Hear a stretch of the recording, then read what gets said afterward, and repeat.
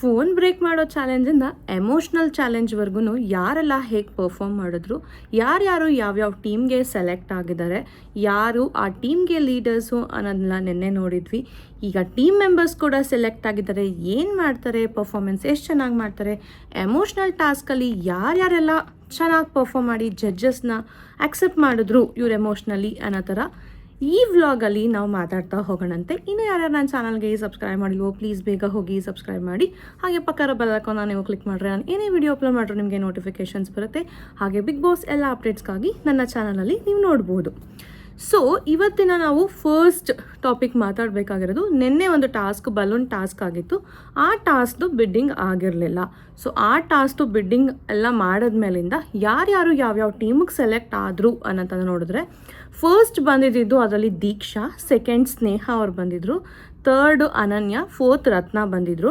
So ಸ್ನೇಹಾಗೆ 3 gold ಸಿಕ್ಕಿದ್ದರಿಂದ ಕಾರಣ ಅವರು Rajiv ಟೀಮ್ನ select ಮಾಡಿದ್ರು. ದೀಕ್ಷಾ ಪೂರ್ಣಿಮಾ ಟೀಮ್ಗೆ ಹೋದರು, ಅನನ್ಯ ಹೇಮಲತಾ ಟೀಮ್ಗೆ ಹೋದರು, ಹಾಗೆ ರತ್ನ ಅನ್ನೋರು ಲಕ್ಷ್ಮಿ ಟೀಮ್ಗೆ ಹೋದರು. ಸೊ ನೆಕ್ಸ್ಟ್ ಟಾಸ್ಕ್ ಬಂದು ಲಕ್ ಫ್ಯಾಕ್ಟರ್ ಮೇಲೆ ಟಾಸ್ಕ್ ಇದ್ದಿದ್ದು. ಸೊ ಈ ಟಾಸ್ಕ್ ಏನಪ್ಪ ಅಂತ ಅಂದರೆ, ಒಂದು ಮಡ್ ಪಿಟ್ ಇರುತ್ತೆ, ಅದ್ರ ಮೇಲೆ ಹುಲ್ಲು ಹಾಕಿರ್ತಾರೆ, ಅದರೊಳಗೆ 22 ಕಾಯಿನ್ಸ್ಗಳಿರುತ್ತೆ. ಆ 22 ಕಾಯಿನ್ಸ್ಗೆ 4 ಜನನ ಜಡ್ಜಸ್ಸು ಚೂಸ್ ಮಾಡ್ತಾರೆ. ಅವ್ರು ಬಂದು ಕೀಸ್ನ ಹುಡುಕಿ 4 ಟ್ರೆಷರ್ ಇರುತ್ತೆ. ಎಲ್ಲ ಟ್ರೆಷರ್ನೂ ನೀವು ಟ್ರೈ ಮಾಡ್ಬೋದು ಓಪನ್ ಮಾಡೋಕ್ಕೆ. ಓಪನ್ ಮಾಡಿ ಯಾರಿಗೆ ಯಾವ ಟ್ರೆಷರ್ ಓಪನ್ ಆಗುತ್ತೋ ಯಾವ ಕೀಯಿಂದ ಆ ಟ್ರೆಷರ್ ಹತ್ರ ನಿಂತ್ಕೋಬೇಕು. ಸೊ ಅದ್ರ ಒಳಗೆ ರೆಸ್ಪೆಕ್ಟೆಡ್ ನಂಬರ್ಸ್ ಇರುತ್ತೆ. ಆ ನಂಬರ್ಸ್, ಈಗ ನಿಮಗೆ 1 ಸಿಕ್ಕಿದ್ರೆ ನೀನು ಫಸ್ಟ್ ಪ್ಲೇಸ್, 2 ಸಿಕ್ಕಿದ್ರೆ ಸೆಕೆಂಡ್ ಪ್ಲೇಸ್, 3 ಸಿಕ್ಕಿದ್ರೆ ಥರ್ಡ್ ಪ್ಲೇಸ್ ಆ್ಯಂಡ್ 4 ಸಿಕ್ಕಿದ್ರೆ ಫೋರ್ತ್ ಪ್ಲೇಸ್ ಅಂತ. ಸೊ ಇದ್ರ ಪ್ರಕಾರ ನೀನು ಪ್ಲೇಸ್ಮೆಂಟ್ ಅಂದರೆ ಎಷ್ಟನೇ ರ್ಯಾಂಕಲ್ಲಿ ಬಂದಿದೆಯಾ ಅನ್ನೋದು ಪ್ಲೇಸ್ಮೆಂಟ್ ಆಗುತ್ತೆ.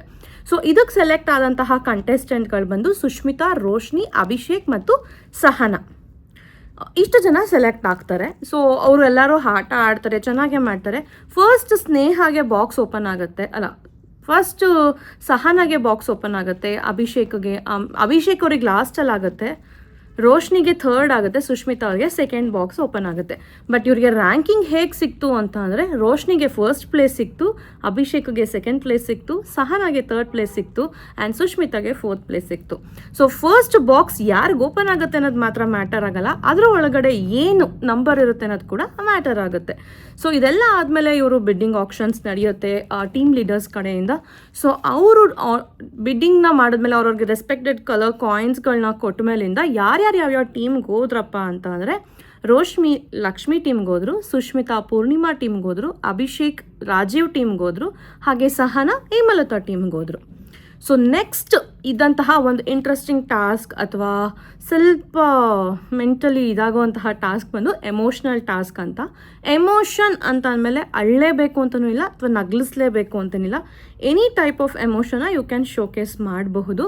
ಸೊ ಅವ್ರಿಗಿದ್ದಂತಹದ್ದು ಏನಪ್ಪ ಅಂತಂದರೆ, ಒಂದು ಫೋನ್ ಇಡ್ತಾರೆ, 4 ಜನ ಕಂಟೆಸ್ಟೆಂಟ್ಸ್ನ ಜಡ್ಜಸ್ ಚೂಸ್ ಮಾಡಿ ಕರೀತಾರೆ. ಆ 4 ಜನ ಫೋನ್ನ ಪಿಕ್ ಮಾಡಿ, ನೀನು ಯಾರಿಗೋ ಒಬ್ರಿಗೆ ಡಯಲ್ ಮಾಡ್ತಿದ್ಯಾ ಅಂತ ಡಯಲ್ ಮಾಡಿ, ನಿನ್ನ ಒಂದು ಮನಸ್ಸಲ್ಲಿರೋ ಮಾತನ್ನ ಆ ಪರ್ಸನ್ಗೆಲ್ಲ ಹೇಳ್ತಿದ್ದೀನಿ ಅಂತ you have to break it out. So ನೀನು ಹೇಳ್ತಿರುವಂತಹ ಸ್ಟೋರಿ ಅದು ಎಲ್ಲರಿಗೂ ಕನೆಕ್ಟ್ ಆಗಬೇಕು. ಎಷ್ಟು ಕನೆಕ್ಟ್ ಆಗ್ತಾರೆ ಅನ್ನೋದ್ರ ಮೇಲೆ ರ್ಯಾಂಕಿಂಗ್ ಬೇಸಿಸ್ ಮಾಡ್ತೀವಿ ಅಂತ ಫಸ್ಟಲ್ಲಿ ಹೇಳಿದ್ರು. ಸೊ ಇದಕ್ಕೆ ಚೂಸ್ ಆದಂತಹ ಕಂಟೆಸ್ಟೆಂಟ್ ಬಂದು ಇಶಾ, ಕುಮಾರಿ, ಪ್ರಿಯಾಂಕಾ ಮತ್ತು ದೀಕ್ಷಿತ್ ಅಂತ. ಸೊ ಇದರಲ್ಲಿ ಫಸ್ಟ್ ಇಶಾನ ಸ್ಟೇಜ್ ಮೇಲೆ ಕರೀತಾರೆ. ಅವ್ರು ಬರ್ತಾರೆ, ಅವರ ತಂದೆ ಕಾಲ್ ಮಾಡೋ ಥರ ಮಾಡ್ತಾರೆ.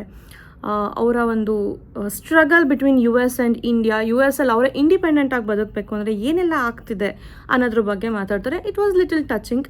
ಅದಾದಮೇಲೆ ಕುಮಾರಿನ ಕರೀತಾರೆ, ಕುಮಾರಿ ಮಾತಾಡ್ತಾರೆ. ಅವ್ರ ಅಮ್ಮಂಗೆ ಕಾಲ್ ಮಾಡ್ತಾರೆ. ಅವ್ರ ಅಮ್ಮನ್ನ ಚೆನ್ನಾಗಿ ನೋಡ್ಕೊಂಡಿದ್ದಾರೆ ಇಷ್ಟು ದಿನ ಇವರು. ಬಟ್ ಸಿಂಗಲ್ ಪೇರೆಂಟಾಗಿ ನೋಡಿಕೊಂಡಾಗ ಜನ ಸೊಸೈಟಿಯಲ್ಲಿ ಎಷ್ಟು ಮಾತಾಡ್ತಾರೆ. ಅದಾದಮೇಲಿಂದ ಅವರು ಇವಾಗ ಆರೋಗ್ಯ ಸಮಸ್ಯೆದಲ್ಲಿದ್ದಾಗ ಈಕೆ ದುಡ್ದು ಮಾಡ್ತೀನಿ ಅಂತಂದರೆ ದಿನಕ್ಕೆ ಬರೋ ಸಂಬಳ ಒಂದು 100-150 ರೂಪಾಯಲ್ಲಿ ಅವ್ರನ್ನ ನೋಡ್ಕೊಳಕ್ಕಾಗ್ತಿಲ್ಲ ಅಂತ ಎಮೋಷ್ನಲ್ ಬ್ರೇಕ್ಔಟ್ ಆಗ್ತಾರೆ ಅವರು. ಅದಕ್ಕೆ ಸಂಗೀತ ಅವ್ರು ಬಂದು ಸಮಾಧಾನ ಮಾಡ್ತಾರೆ.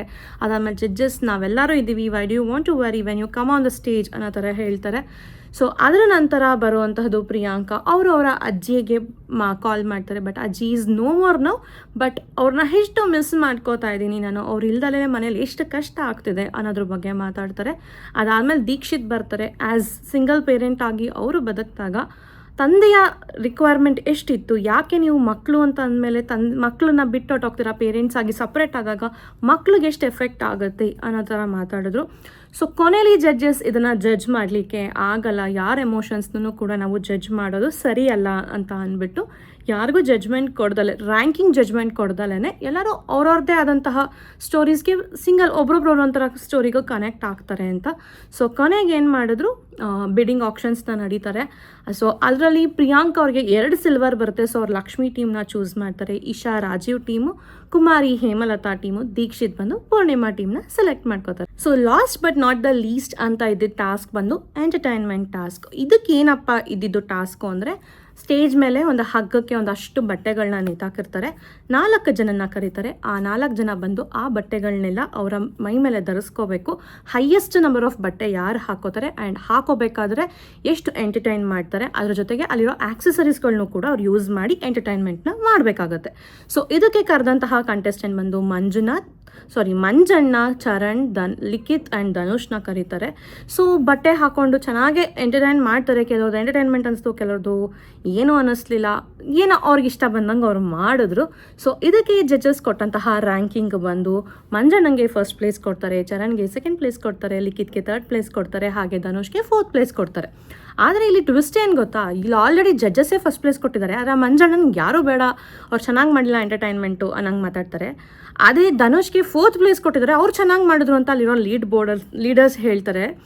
ಸೊ ಐ ಡೋಂಟ್ ನೋ ಅವ್ರು ಯಾವ ಪ್ರಕಾರ ಜಡ್ಜ್ ಮಾಡಿದ್ರು, ಇವ್ರು ಯಾವ ಪ್ರಕಾರ ಮಾಡಿದ್ರು ಅಂತ. ಬಟ್ ಮಂಜಣ್ಣ ಚೆನ್ನಾಗಿ ಮಾಡಿದ್ದು ಕಾಣಿಸ್ತು ಅಲ್ಲಿ, ಅಟ್ಲೀಸ್ಟ್ ಅವರ ಒಂದು ಎಫರ್ಟ್ಸ್ಗಳು ಅಲ್ಲಿ ಇತ್ತು. ಸೊ ಈಗ ಫೈನಲ್ ಬಿಡ್ಡಿಂಗ್ ಆಗುತ್ತೆ ಈ ಒಂದಕ್ಕೆ. ಇದಕ್ಕೆ ಯಾರ್ಯಾರು ಚೂಸ್ ಮಾಡ್ತಾರೆ, ಯಾರ್ಯಾರನ್ನ ಅಂತ ನೋಡೋಣ. ಲಿಖಿತ್ ಲಕ್ಷ್ಮಿ ಟೀಮ್ಗೆ ಹೋಗ್ತಾರೆ, ಮಂಜಣ್ಣ ಪೂರ್ಣಿಮಾ ಟೀಮ್ಗೆ ಹೋಗ್ತಾರೆ, ಚರಣ್ ಬಂದು ಹೇಮಲತಾ ಟೀಮ್ಗೆ ಹೋಗ್ತಾರೆ, ಹಾಗೆ ಮಂಜುನಾಥನ್ ಅವ್ರು ಬಂದು ರಾಜೀವ್ ಟೀಮ್ಗೆ ಹೋಗ್ತಾರೆ. ಸೊ ಈಗ ಫೈನಲ್ ಬಿಡ್ಡಿಂಗ್ ಆಯಿತು, ಎಲ್ಲ ಟೀಮ್ಸು ಡಿವೈಡ್ ಆಯಿತು. ಪ್ರತಿಯೊಂದು ಲೀಡರ್ಸ್ಗೂ ಕೂಡ ಅವ್ರವ್ರದ್ದೇ ಆದಂಥ ಜಡ್ಜು ಕ್ಯಾಪ್ಟನ್ ಆಗಿರ್ತಾರೆ. ಸೊ ಒಬ್ರೊಬ್ರಿಗೆ 4 ಜನ ಜಡ್ಜ್ಗೆ 4 ಜನ ಲೀಡರ್ಸು. ಆ 4 ಜನ ಲೀಡರ್ಸಲ್ಲಿ 4 ಜನ, ಟೋಟಲ್ 24 ಮೆಂಬರ್ಸ್ ಓವರ್ ಆಲ್ ಇರ್ತಾರೆ. ಸೊ ತುಂಬಾ ಚೆನ್ನಾಗಿ ಟೀಮ್ನ ಡಿವೈಡ್ ಆಗಿದೆ. ನಾನು ಇಲ್ಲೊಂದು ಸ್ಕ್ರೀನ್ಶಾಟ್ನ ಹಾಕ್ತೀನಿ ನಿಮಗೆ, ಯಾವ್ಯಾವ ಟೀಮ್ಗೆ ಸೆಲೆಕ್ಟ್ ಆಗಿದ್ದಾರೆ ಅನ್ನೋದು ಕೂಡ. ಸೊ ಇದಾಗಿತ್ತು ಅಗ್ನಿ ಪರೀಕ್ಷೆಯ ಒಂದು ಟೀಮ್ ಫಾರ್ಮೇಷನ್ವರೆಗೂ. ಇಲ್ಲಿ ತನಕ ಎಲ್ಲನೂ ಸಾರ್ಟ್ ಆಗಿದೆ. ಇನ್ನು ಮುಂದೆ ಅವರಲ್ಲಿ ಏನೇನು ಟಾಸ್ಕ್ ನಡೆಯುತ್ತೆ, ಯಾರ್ಯಾರು ಸೆಲೆಕ್ಟ್ ಆಗ್ತಾರೆ ಟಾಪ್ ಫೈನಲ್ಗೆ, ಅವರಲ್ಲಿ ಯಾರು ನೆಕ್ಸ್ಟ್ ಆಡಿಯನ್ಸಿಂದ ವೋಟಿಂಗ್ಸ್ ತೊಗೊಂಡು ಬಿಗ್ ಬಾಸ್ ಮನೆಗೆ ಹೋಗ್ತಾರೆ ಅನ್ನೋದನ್ನ ನೆಕ್ಸ್ಟ್ ಕಮ್ಮಿಂಗ್ ಎಪಿಸೋಡ್ಸಲ್ಲಿ ನಾವು ನೋಡ್ತಾ ಹೋಗ್ಬೋದು. ಸೊ ಈ ವ್ಲಾಗ್ ನಿಮಗೆ ಇಷ್ಟ ಆಗಿದೆ ಅಂತ ಅನ್ಕೋತೀನಿ. ಇಷ್ಟ ಆಗಿದ್ದಲ್ಲಿ please do like, share and subscribe to my channel for more updates of Bigg Boss. Upload ಮಾಡ್ತಾ ಹೋಗ್ತೀನಿ ನಿಮಗೆ.